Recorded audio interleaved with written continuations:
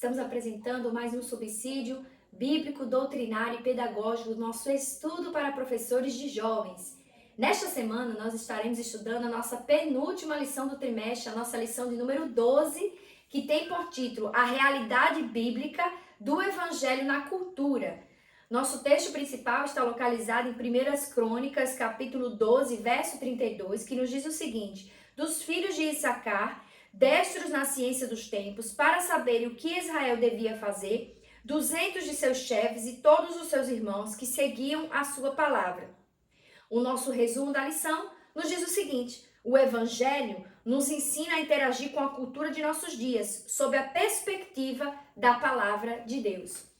Nossos objetivos centrais são mostrar a importância da cultura, saber que o Evangelho não é contra a ciência e ressaltar o poder transformador do Evangelho em todas as culturas. Nosso texto bíblico em classe está localizado no livro de Atos, capítulo 19, do 11 ao 20. O professor deve realizar essa leitura em sala, de forma alternada, voluntária ou coletiva. E os nossos principais tópicos para essa lição são a importância da cultura, o Evangelho e a ciência e, por fim, uma cultura transformada pelo Evangelho. Caro professor, nesta semana nós estamos estudando uma lição muito interessante que fala sobre a cultura, né? Essa influência do Evangelho para a cultura, né? Para a cultura dos povos. E aí o autor inicia, né, o texto, o seu comentário, trazendo o conceito de cultura, o que seria a cultura, né? Que seria exatamente a língua, as tradições, as comidas, os modos de vestir e se comportar, que tem influência em todo um povo, né? E aí nós sabemos que o nosso Brasil, ele é um Brasil, né, um país que foi criado, foi gerado pelas miscigenações, né? Nós temos influências culturais dos povos indígenas, dos povos africanos, dos povos orientais, e assim fomos criados, né, dos portugueses. Então, nosso país, ele tem essas influências culturais, e nós vamos ver que o nosso país também, ele tem fortes influências do Evangelho, do cristianismo. A prova maior é que o nosso calendário, ele é cristão, né? Nós sabemos que nossos feriados, como Páscoa, como Natal, como Corpus Christi, dentre outros, são feriados cristãos que estão ali mostrando e marcando a influência do Evangelho na nossa cultura. Então, você pode trazer esses pontos de destaque para os alunos, né, em sala, destacando que a cultura é algo que tem um poder muito grande de influência, porque através da cultura nós somos quem somos, né? Nós somos, agimos como agimos pela cultura que nós temos. E aí, ele traz aqui no segundo e no terceiro subtópico as influências, né, da cultura no Antigo Testamento, né, tanto a organização da família, os aspectos do trabalho, e no Novo Testamento traz a organização a influência da cultura romana. Eu indico nesse momento, o professor pode trazer e fazer a leitura de alguns trechos, né, do comentário histórico-cultural de Lawrence Richards, porque esse comentário ele é riquíssimo, né? Ele vai trazer todo um pano de fundo na construção daquele período em que Cristo esteve executando o seu ministério aqui terreno. Como é que as pessoas se comportavam culturalmente, como era o domínio, né, de Roma ali, que estava também trazendo grandes influências culturais. Então é muito importante trazer esse pano de fundo, o que as pessoas faziam, como as pessoas se comportavam e de que forma isso contribuía, né, para a formação desse povo também cristão. E a vinda do Evangelho, a partir do momento que nós aceitamos a Cristo, nós também temos aspectos culturais que passam a ser incorporados em nossas vidas. Nós temos muitas influências, como, por exemplo, sentar à mesa e se reunir era sagrado para os judeus e para nós também é.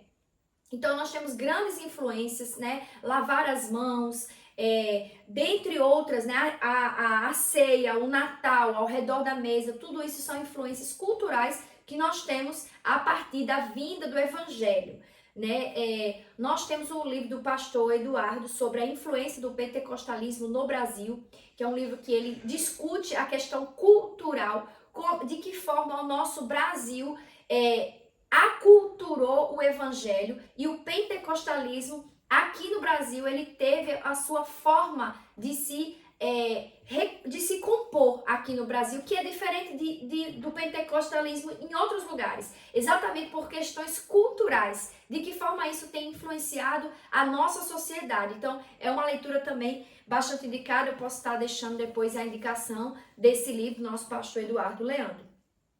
E aí, ele vai trazer o comentário, né, de que a questão cultural, ela tinha forte influência, né, e aí fala dos aspectos da aculturação dos povos dominados, né? Nós sabemos que as grandes civilizações lutavam e conquistavam os povos impondo a sua cultura.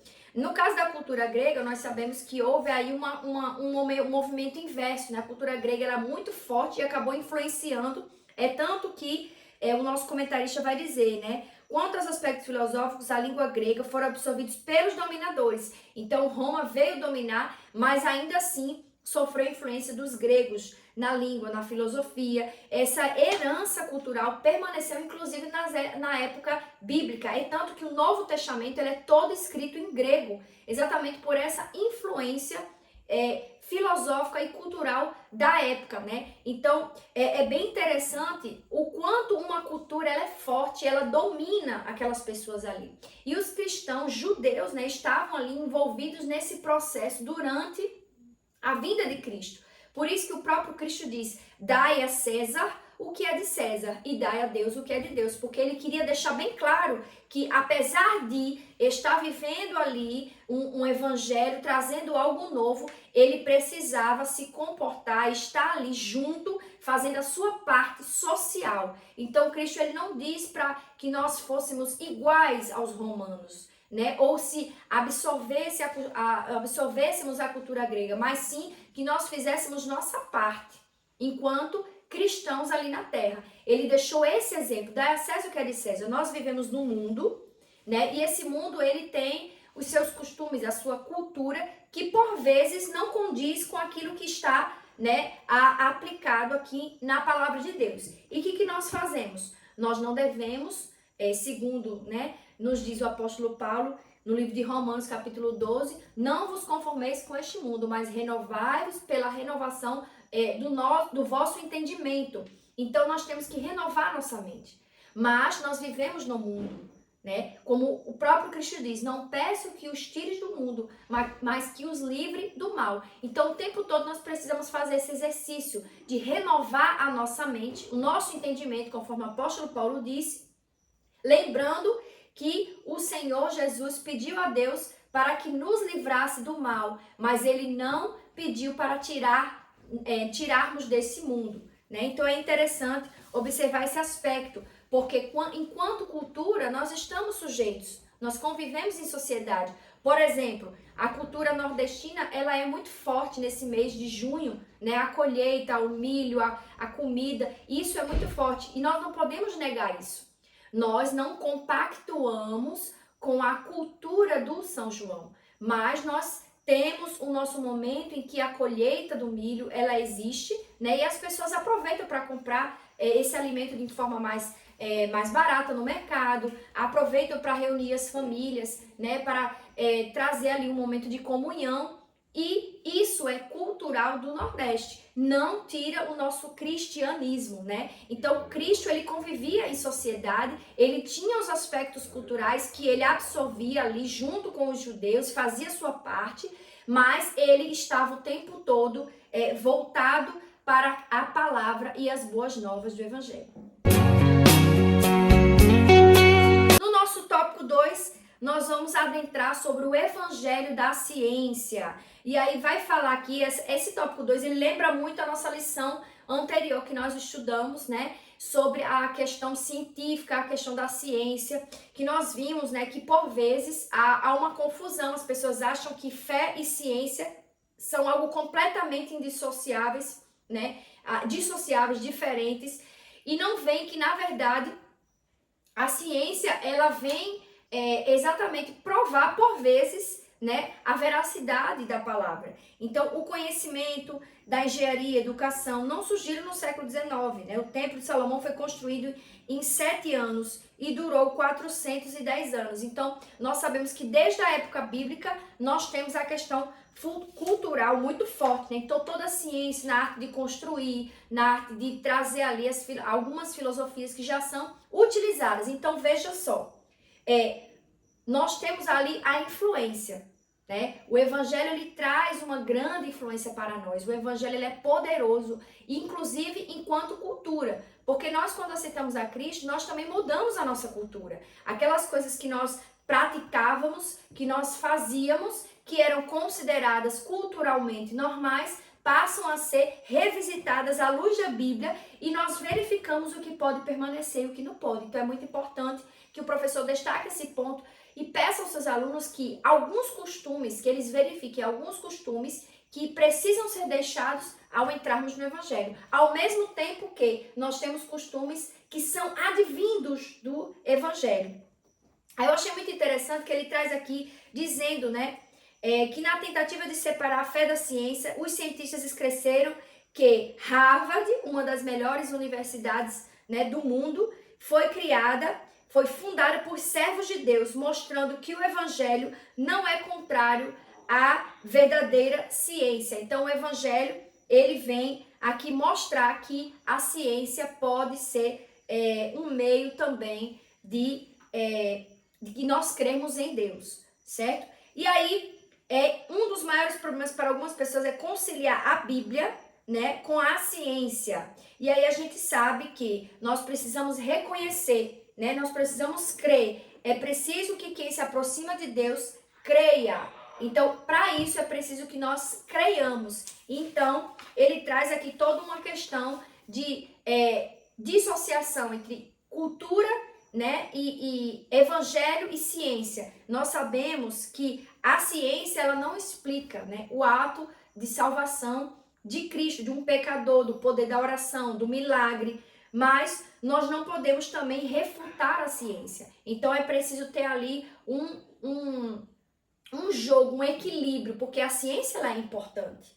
Ela traz ali aspectos interessantes para nosso conhecimento, mas nós não podemos deixar a ciência sobrepor a palavra, porque a palavra de Deus é a nossa maior verdade, é o nosso manual de vida, né? E mais adiante ele vai falar sobre a arte e a Bíblia e vai mostrar para nós que a Bíblia, ela traz uma riqueza artística muito grande. Se nós lermos as belezas, né, dos salmos, das poesias, se nós lemos os livros de cantares, que são livros extremamente imagéticos, que trazem toda a beleza artística, nós vemos o quanto o Senhor, ele tem dado aos seus servos dons para desenvolver talentos. Na música, nós temos o ourives, que tinha a arte de fazer, né, mexer com o ouro. Nós temos o próprio rei Davi. Nós temos tantos artistas que tinham condições de estar ali adorando a Deus através da sua arte. E aí é muito interessante, né, que o que Deus não queria do povo era que a arte tomasse o lugar dele e viesse a idolatria. Por isso que quando Deus abominou quando o povo fez o bezerro de ouro, porque não era pela questão artística em si, é porque tomou o lugar de glória e de louvor, né, que só o Senhor pode receber. Então é importante nós observarmos que toda forma de arte, ela é interessante, ela é legal que nós participemos, que nós observemos, né? Inclusive na igreja nós temos, né, momentos que revelam a arte como forma de adorar a Deus, como pessoas que tocam instrumentos, como pessoas que louvam, como a imagem, como algumas encenações, que isso é artístico. Porém, nós não podemos esquecer que o nosso alvo é o Evangelho e que deve ser belo, mas deve ser realizado para a glória de Deus, porque aí sim a arte estará sendo consolidada e consoante com o que diz as Sagradas Escrituras. E por fim, o nosso terceiro tópico, uma cultura transformada pelo Evangelho. E aí no tópico 1 ele diz que o Evangelho é transformador.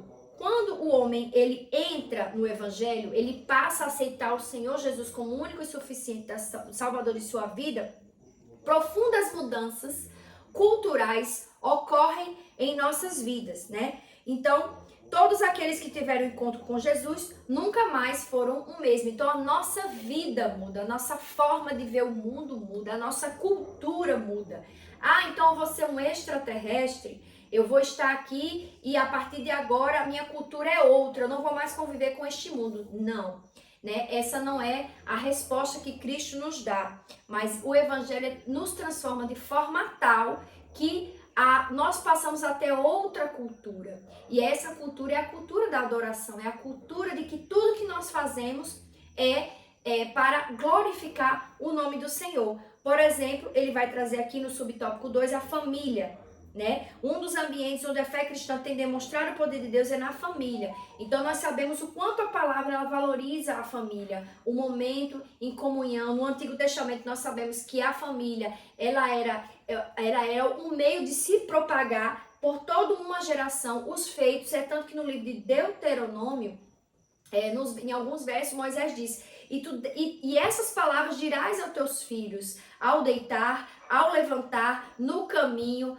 prega na testa, prega na porta, mas você precisa passar de geração em geração a palavra do Senhor. Então, a família é a unidade cultural mais importante que é trazida e valorizada pelo Evangelho, porque através da família, o Evangelho ele continua sendo pregado e pessoas da nossa família de 2 ou 3 gerações terão acesso à palavra de Deus, terão acesso a aceitar Jesus como único e suficiente Salvador. É por isso que o Evangelho é transformador.